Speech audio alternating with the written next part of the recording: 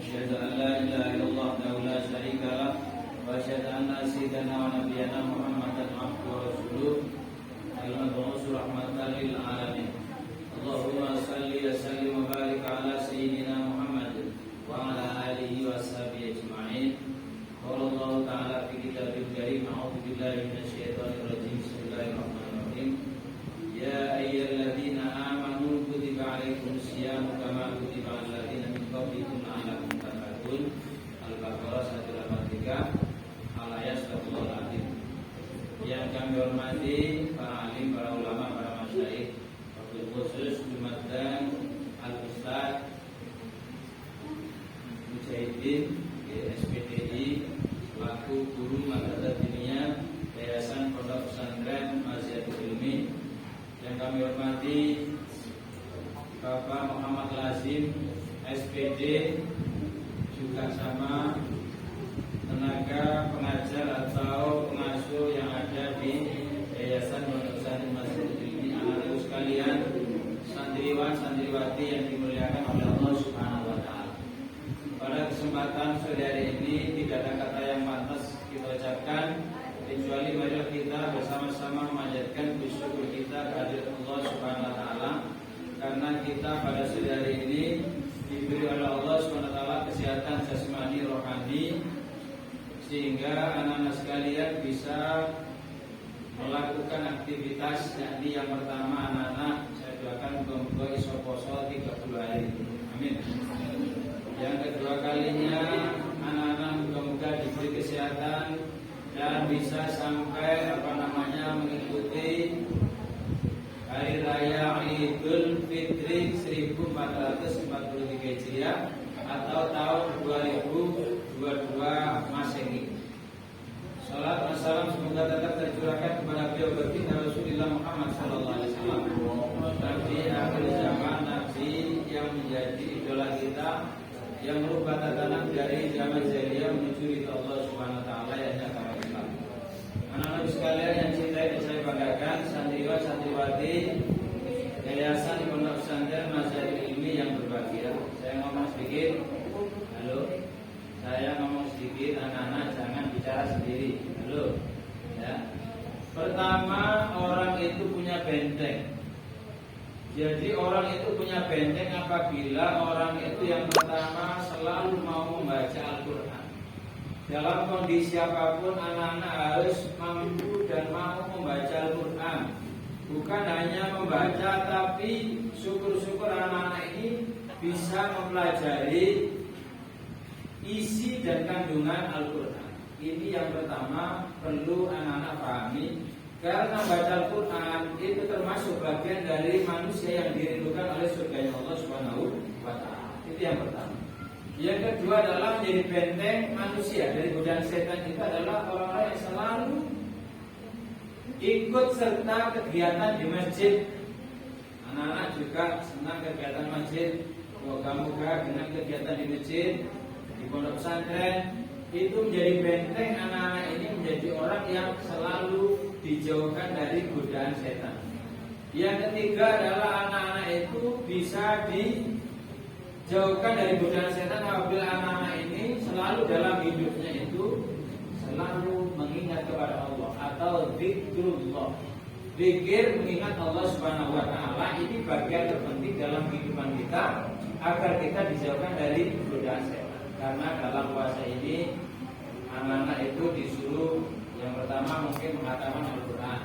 Yang kedua puasanya itu anak-anak harus kalau bisa ya harus jangkep. Anak laki-laki wabil khusus, kecuali anak perempuan yang sudah besar-besar itu ada udzur.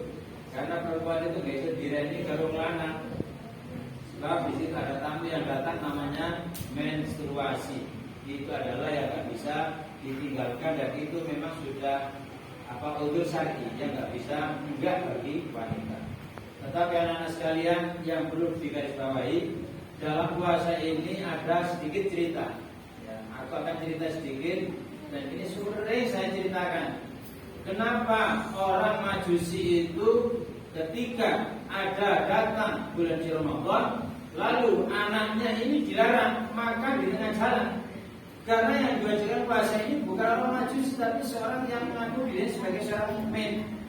Jadi orang mukmin itu adalah orang yang merasa dirinya beriman kepada Allah Subhanahu wa taala, dan itulah orang yang beriman itu yang diwajibkan oleh Allah menjalankan puasa.